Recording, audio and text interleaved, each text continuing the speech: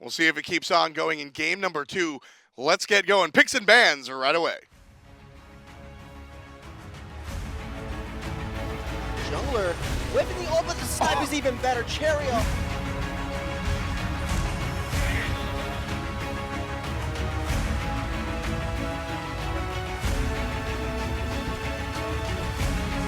Really pumping up the damage, very taking too much damage. Nice, Nika's Nika. in, however, be able to confirm that kill. The root is out. Nika gets that double kill. Great rotation.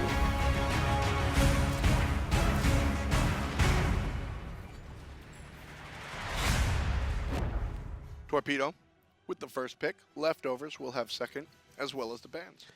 So both these mages made a huge impact in the game. That Yep. last team fight specifically, the Scylla looked for the Amma monster through the wall, didn't find it. However, that root crush found 3 members, and if the shell and the meditate wasn't popped to counteract that root crush, that team fight would have went to Torpedo's favor. Naja, instantly banned.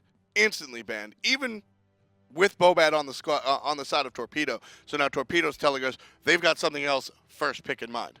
They're probably going to look for maybe the Hunbats to take that away from jungler. I'm sorry, from Cherryo as well. It could be potentially an early Janus pick because the way Janus was playing that last game, even though it was on the side of leftovers, I would say Torpedo would want that. Yeah, that's definitely a choice I would like to see Torpedo go and opt for. Make jungler play something other than the Janus, and that's exactly what Torpedo's going to do. Leftovers have to answer in kind, and we'll see what mid laner Leftovers choose to put jungler on.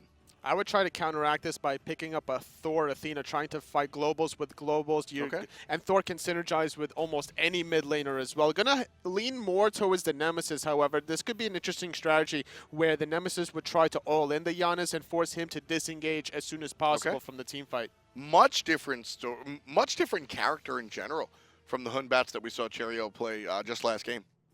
Could potentially see some early aggression in the soul lane as well, because the Nemesis is very efficient at ganking that soul lane.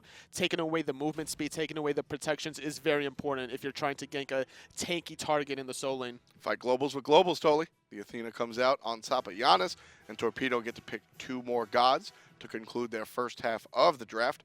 We'll see which direction they elect to go in. Badger likes to play aggressive with his support, so more than likely he's going to be looking for a lot of initiations. Torpedo's Murrdurr wasn't really playing defensively enough in the early game with the Athena, kind of let Gamehunter struggle in the dual lane as a response. However, in the mid lane, they did find a lot of kills onto jungler in the early game. Yeah, I mean, that's just the nature of Murrdurr. He's not a very passive support player. I mean, his name is Murrdurr, and we saw him on Titan before when he was named Kanye Life, and still just always engaging. Definitely something that Murrdurr enjoys doing, so the Bacchus should help him out, and the Ram will come out on top. This is really, we don't see a lot of Ram in Season 3.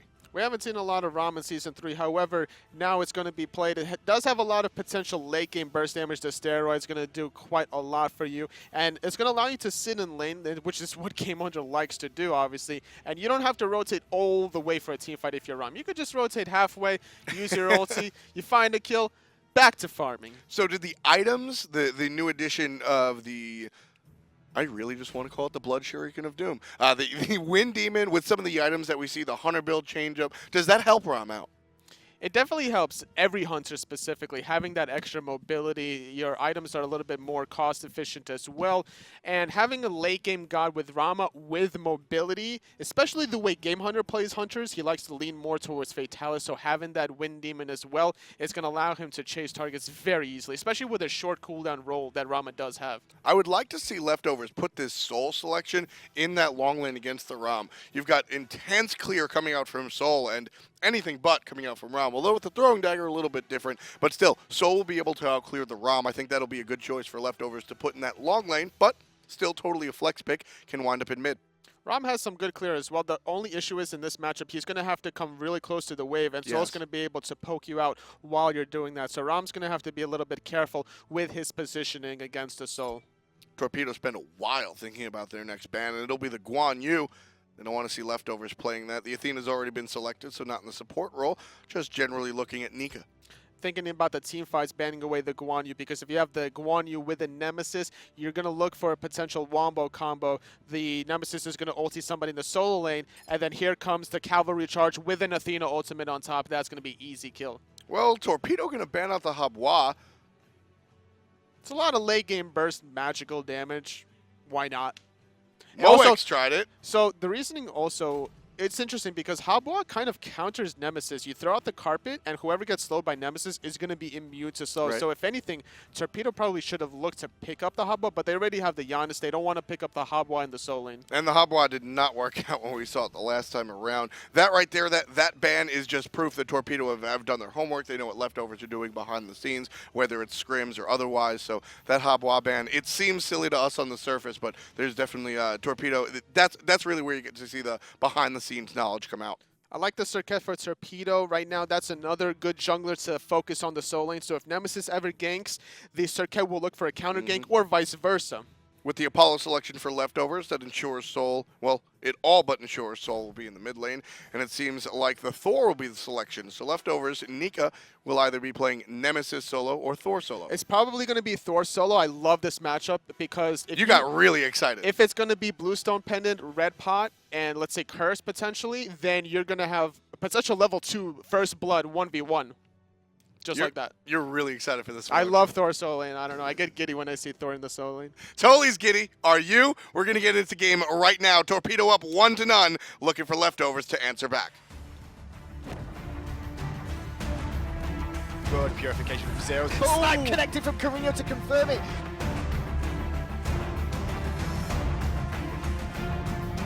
Bobat is dead. He's going to use purification while in the air. Big shield from Murrdurr keeps him alive. Though, and a cataclysm too. Great play from Murrdurr. Big ultimate onto Jungle, who gets knocked up as well. Evaporated. Drums of Warcraft from Cherryo. Bobat actually to find that one. It will be Moex on the Thor. There is no Red Pot, so I'm already disappointed. But anyway, this matchup specifically, the Thor versus the Tier, you obviously, during the Berserker Barrage, you can't get Fearless, and that's a really good counter matchup. All right, sorry about the technical difficulties, folks. Picks and bans are actually backwards, so now the Habwa ban makes a little bit more sense. Moex has played the Habwa in the solo lane before, so that makes more sense. Again, apologies for the confusion, but as you can see, everything is where it shall be. Moex trying a spicy pick in the solo lane for the second time this season. It didn't work out the first time totally. Do you like Moex trying one more time with a spicy pick? Absolutely. This matchup favors the Thor in the early game, especially when you have a Nemesis jungler who might be leaning more towards your lane, and if you find that early kill, then you can run away with it. So that's the second time you've mentioned that this matchup goes in favor of Thor. Why don't you break this down a little bit? Because Thor solo is not something you see if you're not watching Pecky's stream. So there's two things that you can do in this matchup specifically where Thor will get an advantage. Number one is you wait for the Fearless to come out, and then you just poke him out in the early game, and you don't let him come back in. So level 2 Fearless doesn't fully clear the wave, and you can punish the Tier who overextends without an escape. And the second thing you could do is you could just throw out the hammer and use Berserker Barrage as the wave hits, and you can't get Fearless during Berserker Barrage. So Moex, even for going the red pot, will this still give him the advantage versus the Tier? Depending if Nemesis will sit in the lane or not, it's going to be dependent on how that transpires. Moex could have potentially used his Berserker Barrage on the melee to get a little bit of an advantage. Now he's waiting. I thought the Tier was going to wait for the Berserker Barrage to finish and then Fearless under the wave, which would have been a huge advantage for leftovers if that happened. So just a little bit, I don't want to say matchup missed knowledge, just a missed opportunity there. Big rotation for these elementals over here. 3 players committing from both teams. It's very unusual to see that kind, but a lot of aggression in the dual lane as the sprint is popped. Gamehunter very low, 25% HP. A lot of poke being given out to Torpedo by the leftovers, but leftovers also low themselves. Don't want to wade in that kiddie pool of minions. And right now in the soul lane matchup, this is where the Tier is going to have a little bit of sustain. Not having the red pawn on the Thor, the whole point of this matchup is to kind of surprise your opponents. It's like, oh, you're Thor? Okay.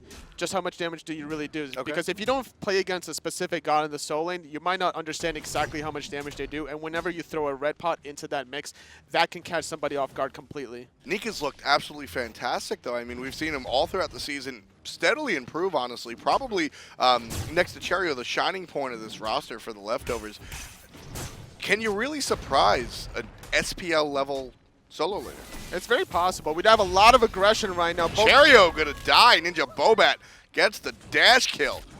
Torpedo wind up with the first blood in the enemy jungle. Unstable Vortex from Jungler. Gonna hit, but only one piece, so not gonna find the kill. Soul gonna poke out onto the mid lane. 4 members here, and Jungler in trouble. Purification used, and Gamehunter threads the needle, finds the hit, and that's 2 kills in total for Torpedo. Very important second kill specifically. Taking the red pot away from the Serqet is so important. It's gonna allow Nemesis to hit level 5 first. Could potentially look for a play in the Soul lane as well, which will help out the Thor even further. Once Thor gets a little bit of an advantage, he could start to out-rotate the tier and look for some ultimates in the mid lane. Leftovers now going to chase Torpedo out of their own jungle. Leftovers nothing for them to gain as the boars are already down, so all Badgah and Arkkyl really gain are a little bit of extra footsteps in the direction of Torpedo's tower. And not having the red pod means you really can't play aggressive, and you're going to allow the tier to get control of the laning phase. And Moex, as a result, is down a little bit of gold, going to force to use potions under his own tower. Not really getting an advantage as Leftovers gets the Fire Giant Imps. You sound so disappointed. I am. I wanted to see the red pot because that's the only reasoning you would ever put Thor. You can legit get a level 2 kill with the red pot. So without it, I mean, is this a... It's a waiting game without the red pod. You're trying to just wait it out and look for a rotation in the mid lane. However, by having the red pod, you can look for the 1v1 play and then force rotations afterwards. So I actually liked this composition by Torpedo. Forget about the lane matchups and forget about the 1v1. For me, it's about the bigger picture. Torpedo have zoomed out, and they've identified the fact that Thor brings a lot to the table by way of crowd control and, more importantly, the walls. But NinjaBobat on that Nemesis, that's going to allow Torpedo to really isolate individuals and get the kills. You can't put 2 players in the jungle. Somebody's got to go in that solo lane. And while Nemesis can do it, Thor can probably do it a little bit safer. And so when we see Thor go in the jungle, he's an aggressive assassin at first and then transitions into that warrior game. Here, he's just going to be the fat-fed Thor, and he'll just always be that warrior game. And the base damage of his abilities is still going to do a lot of damage despite whether or not you go tanky. The double tap from the hammer, the Berserker Barrage, currently leaning towards maxing out the hammer in laning phase, not wanting to overextend against a tier. I understand it by not going the red pod, but normally you would want to max out your Berserker Barrage, so that way you can poke out the tier. Badgah jump followed up. There's the taunt. Not going to find the last hit. Torpedo can't seal the deal onto Badgah. Still 0 deaths for the support. And now Leftovers are just going to grab their own red buff with Badgah having to back. It's going to allow the Rama to get a little bit more experience. However, he's going to back as well, so now there's going to be a rotation from Torpedo onto the Gold Fury potentially. Yeah, Torpedo definitely looking towards the objective here. You can see Leftovers shading over from the mid lane. Cherryo is going to be the first one here. He spots it out. What can Serqet do? He's going to get taunted out. Purification used, and the Gold Fury is dropped. Janus ultimate will be used as well. So Leftovers, they trade Purification and an ultimate to take Torpedo off of the objective. That's a really good trade for Torpedo's favor. You know, just because they were being bullies in the duel lane, forces the back, they forced the Gold Fury, they forced Purification, and the Janus ultimate. Every little step that they're taking right now is just very calculating and very nicely executed. Badgah going to waddle into the jungle a little bit. See what he can find, but everything seems to have been taken away from him. Cherryo's looking for a potential pick onto the Thor, and if he can find the taunt is very important because the Thor doesn't have Purification. They can chain CC him down before the hammer even comes out or the ultimate, especially if Moex uses his hammer to clear the wave. He's done for. Look at the way Moex is sitting in this lane. He spent the entire time just having his body facing the jungle and sidestepping, karaokeing his way out of trouble. Jungler trying to do the same, but a couple of ultimates will combine, and the mid laner is going to fall down. 3 kills for Torpedo this time around. And just because Jungler's ultimate was down earlier, he used his Purification away from the Athena taunt, trying to find some return poke by dropping the portal on the ground, means there was no escape for him anywhere to go, and perfect capitalization from Torpedo diving under the tier 1 tower. It wasn't even that much of a dive, really. They stayed there for maybe 2 seconds tops. I'm having fun watching Moex on this Thor. He's just playing he's not being aggressive at all. We're seeing that different game where he's just waiting it out.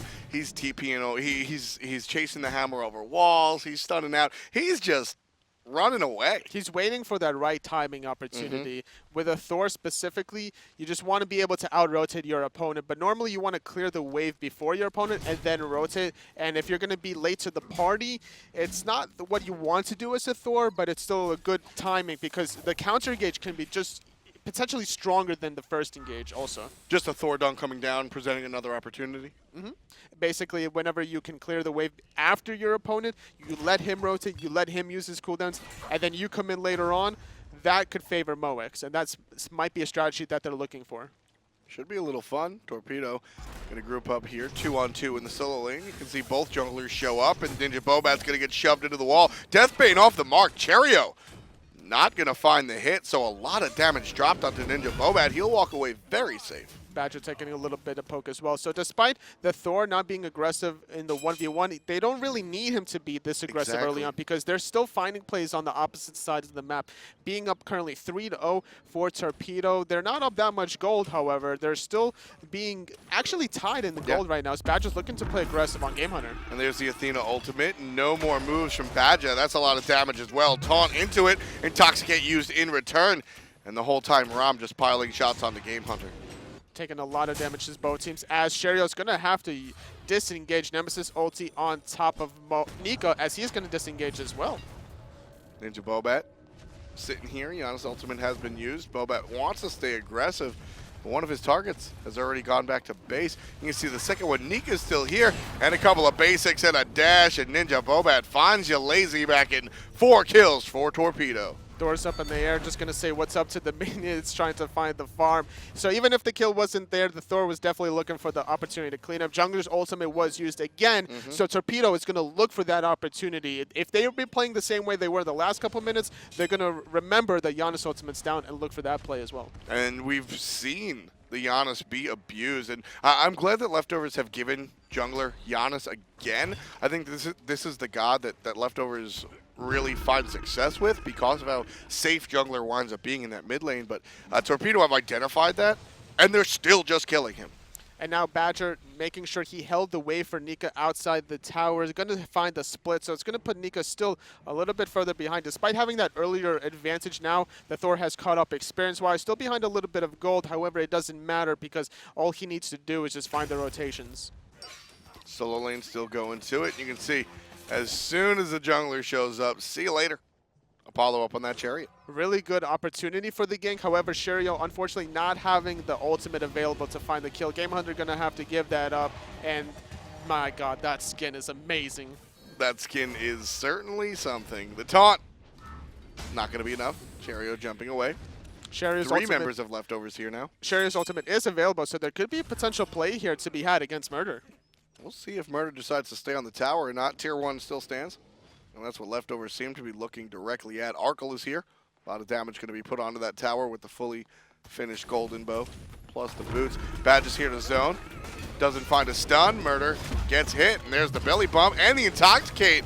A lot of damage put on to the Athena, but it's less about the damage and more about the tower until Arkkyl says what's up. Shots from above almost take out the support. Almost finds the kill. They get the tier 1 tower. They get Murrdurr extremely low as his ultimate is still available. If that was any other support than Athena and they got that support that low, then that definitely would have been a goal fury attempt from Leftovers. But you always have to respect the global presence, and Murrdurr definitely would have held that goal fury. Moex is going to jump over the top.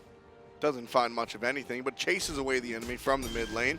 And now Nika go ahead and fight Moex. There it is, right against the wall with the power cleave not available. Over the top comes the Bacchus. Knockup is strong, and Moex going to be knocked up all the way to the sky. Will he land aggressively or defensively? That's what I'm asking, and he takes it defensive. He doesn't want to engage there. He would be left all alone. The Athena ultimate was down, so there was nowhere for him to go after the landing. Sitting currently at level 13 without a second relic was very important during that engagement. Not having the purification, the chain CC would have been very scary to deal with, especially if you get Serqet ultied.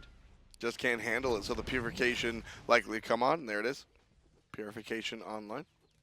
And with that, we're going to see some potential rotations coming online as the Serqet is just going to set up the blue right now. Both junglers are sitting around the solo lane. They see Cherryo jumping in here, but they're just going to go ahead and do their own blue in response. Yeah, Torpedo doesn't really know who else is there with Cherryo. Not sure if it's just Cherryo and Nika, and maybe somebody else. You can see not a lot of vision until Athena physically walked into the jungle and saw Badgah.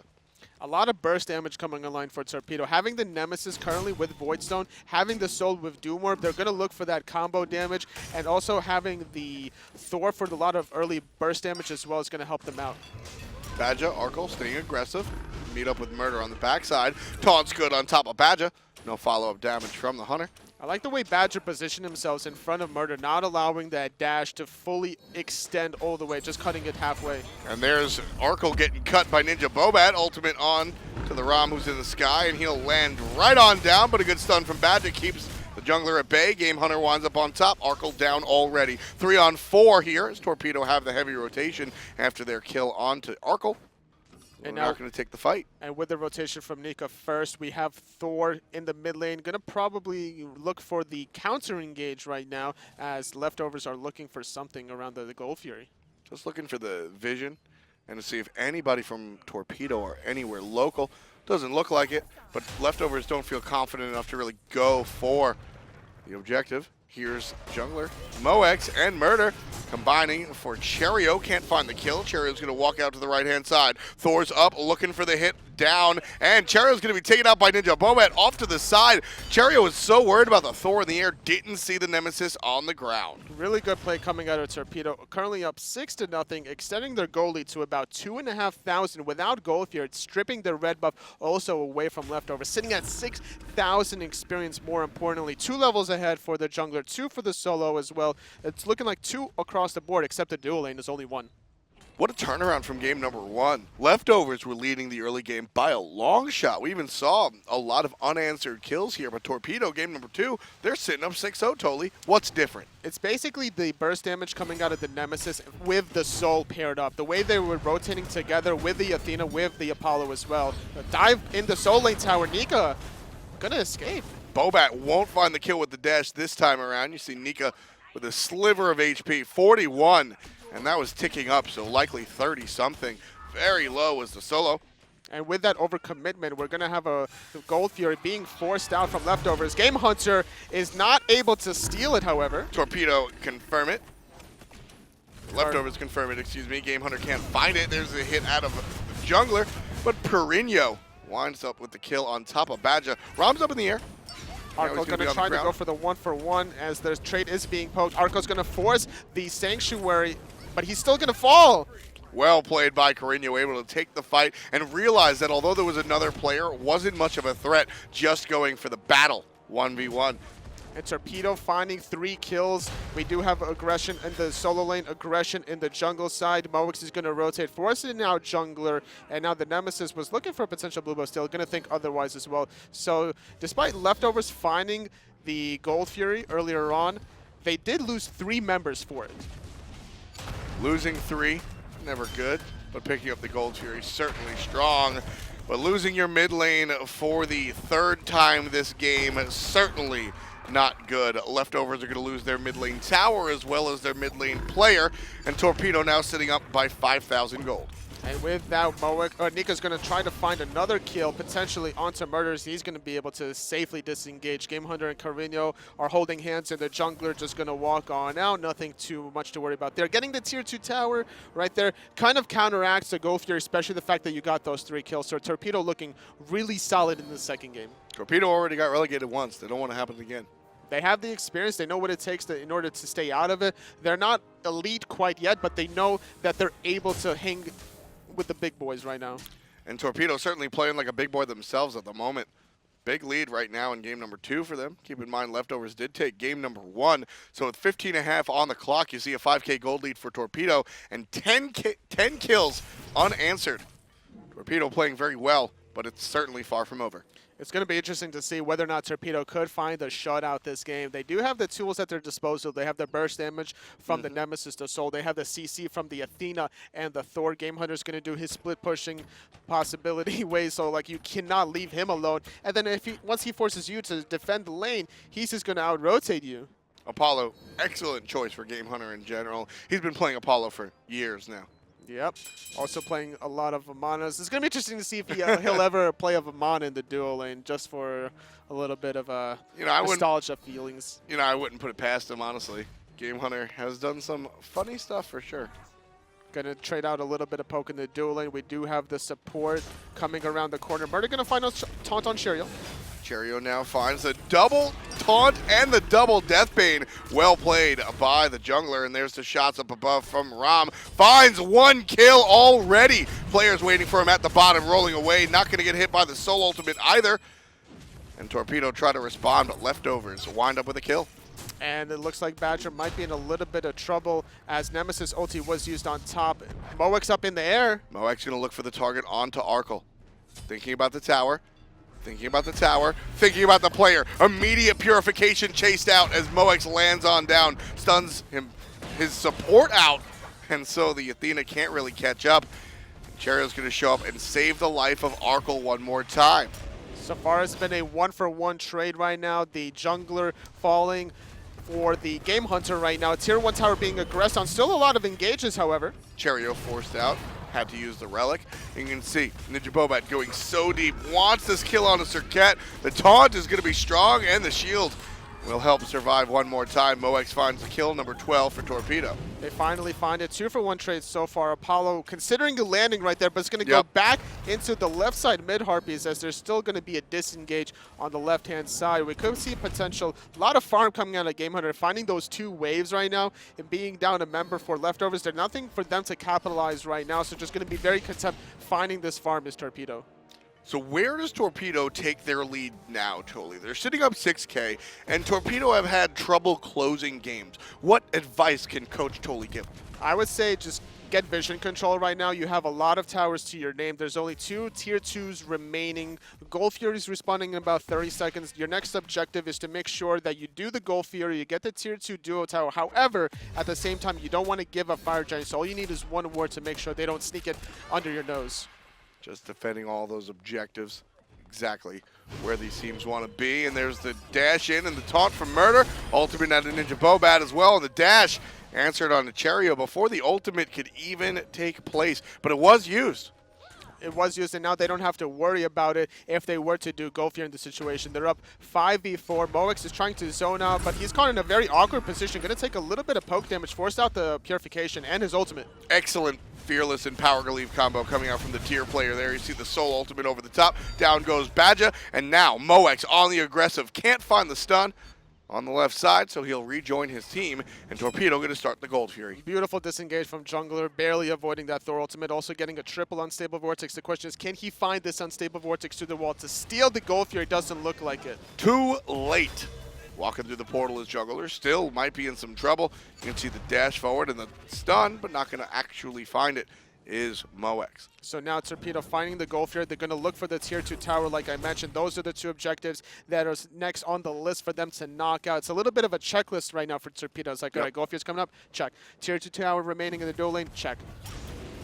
Just going right down the list. Torpedo will look for 1,500 off of this tower. Leftovers want to make the defense, and they're going to step right on up. There's the ultimate, but Nika stuck and slowed. No kills coming out from Torpedo. But the damage has been done. Leftovers show up, play defense, and push the enemy off of their tier 2 tower. Serqet walked over the ward, which is what forced Torpedo off of that tier 2 tower siege. They didn't want the Serqet to come underneath them. Even though the Serqet's level 14 right now, compared to the Nemesis that's level 18, you still always have to respect the potential burst damage out of her. I mean, not even just the burst damage, also the right taunt can set that up for your other teammates. So despite the fact being 0-5-1, Serqet largely doesn't do much when she's behind, but with the right team, you can definitely capitalize off of that poison kiss. Especially if you find the taunts onto Gamehunter and Korinyo, that they're just going to chunk themselves out, and that's damage you don't have to worry about. So during that 1 split second, a lot of capitalization could be happened from leftovers. Exactly. Just all about just finding the opportunities. Torpedo now pushing down and creating an opportunity for themselves. One more time, they're going to push down the leftovers tower. And with Soul and Apollo, everything just melts. Mez going to be off the mark, and Gamehunter forced to dash out a little bit. But Korinyo staying aggressive, takes out Arkkyl. You can see the dash from Cherryo as well. Everybody on leftovers trying to escape. NinjaBobat a little bit deep, finds the clap. Can't find a kill onto anyone just yet, but Torpedo, they put players low, and with the 2 damage dealers on their side, they're able to look towards the Phoenix. Left side Phoenix does go down, 21-minute mark through space and time, does a lot of damage. However, it's not against the wall, so it's going to be difficult for Leftovers to find the chasing opportunity. I would have liked to see that ultimate being used alongside of the walls to allow the chase and not allow anybody from Torpedo to disengage. If you find 2 or 3 kills off of that through space and time, then you can find some towers of your own in return. The Janus ultimates are definitely exciting. They are definitely highlight plays. They are definitely fun to watch. But a lot of times that Janus ultimate, providing the utility and the transportation for an entire team, can just be more worth it. Sometimes you have Chaos doing damage with the ultimate, and then other times you just use it for the transportation like you mentioned. And sometimes that's more important than the damage and the highlight plays. Moex now getting aggressed on, half HP already. Berserker's Barrage stopped by the ultimate out of Serqet. Moex should be fine, honestly. The Bulwark of Hope definitely saving his life there, as we do have an engage. Cherryo going to force the Purify just away, as NinjaBobat is going to remain aggressive here. You can see Cherryo very low. Gamehunter winds up with another kill. Leftovers only have 1 on the board, folks. Torpedo, quite a different story. They've got a 6 next to their 1. 15 kills. Leftovers Senior sits Torpedo. And at the player damage, we mentioned the burst potential. The Nemesis is going to set up the soul for that burst damage potential. Nemesis on the top of the leaderboards, currently 14,000 player damage. Nemesis trailing right behind at 12,000. I love the synergy that Torpedo elected to go for with the Nemesis soul. NinjaBobat here, dashing forward, double taunt out of the support, can't find much of anything. Shield is going to be popped, so a little bit of return damage, and here comes Nika. Fearless and the power cleave into the damage from the team, but again, not enough for Leftovers to find a kill just yet. Torpedo still aggressive. There's the shot out of Janus. Wants to come and join the party, but ultimately it will just be the death of a tier 2 tower. And you can see Moex getting very aggressive one more time. Couple of basics. Intoxicate will be used, but NinjaBobat winds up with the kill on top of the support. 1-for-0 trade so far. Arkkyl is very low. Jungler's very low. They're going to have to disengage. Moex is looking for the kill potentially. Not going to find it, as there is Nika in the back, however. Going to try to find the kill on him. 2-for-0 trade so far. Torpedo going to look for this right side. Phoenix, while Gamehunter's in the mid lane as well. There's the blink in. Arkkyl gets credit for 1. Still going. NinjaBobat answers on the backside with Cherryo, but Arkkyl, he gets 2. Looking for number 3. It's just a support. Try to get on through, but here comes the cavalry. There's some more damage dealers on the side of Torpedo. Now, Arkkyl picks up the double, unable to turn it into a triple, as Gamehunter winds up with a kill. 20-3. Torpedo split again, this time in devastating fashion. A really impressive turnaround play from Torpedo. They recognized what they needed to do, and that was to play aggressive. They picked up the Nemesis and the Soul, and they ran away with it ever since the first blood around that aggressive jungle side positioning. It's a lot of fun watching Torpedo. If you go back and just look week by week by week by week, they wind up splitting and splitting and splitting and splitting. I don't think they found a 2-0 at all this season, and that's all well and good, but really what totally broke down is why it's a lot of fun, because they wind up winning those second games usually by just noticing what's going wrong and making the small adjustment. And that's what they need to do if they want to be an SPL team. Right now, the way they're adapting to these strategies that failed the first game, they turn it around and they know what they need to do if they don't want to get relegated. Let's take a look at some of the plays from the game. Korinyo certainly turned up here on the mid lane, played a number of gods. We saw Scylla in game number 1, and then game number 2 switched it up a little bit and played the Soul. There he is right there, just showing some of the damage coming out. And Korinyo dealing with Badgah. It's actually a pretty long sequence watching just how much Korinyo is able to control. And in this 1v1, I think we saw that he was able to win it while still getting hit from behind and still being able to juke out jungler at the same time. It shows like a lot of good mechanical skill, and NinjaBobat playing the Nemesis, which set up the Soul earlier on. So just beautiful play from both the middle and the jungler. Game number 1 was extravagant coming out from NinjaBobat. Honestly, unable to find the win was his team, but NinjaBobat just looked so damn good on Naja. He knows where to exploit the weaknesses. Despite Gamehunter being behind in the first game, he found the weaknesses in jungler in the mid lane, always capitalizing on the Janus. Not allowing the Janus to come online in the mid to late game was kind of important for him, but they still weren't able to find the first kill, but they adapted really well in the second game. The Nemesis worked out really well here as well. Torpedo was just finding the follow kills, the chase kills, the just hunt 'em down kills. And Nemesis certainly very good at that, whether it's slows or otherwise. Certainly a big part of what made that one win. So Torpedo, as they split now, as per usual, Torpedo and Leftover still going to be facing off and still struggling to get their way out of that bottom. We still have one more week of SPL, though, so they can look at that. And currently Torpedo sitting at 7 and 17. They have Paradigm and Cringe Crew remaining, so that's going to be interesting matchups for them as well. Leftovers currently sitting at 8 and 13, and they have to go through Hungry for More and Panthera. Wow, two of the you just rattled off two of the hardest Week 10 schedules we have here in the SPL. Paradigm, number 2 right here, and they're going to be number 2 on the docket today as well. Paradigm will take on Fnatic. We mentioned it earlier on the broadcast. You want to watch this game. If Paradigm wind up with 2 wins here, not only do they go to Sweden and DreamHack, they are guaranteed seed number 2. Don't miss it. We'll be back in a flash.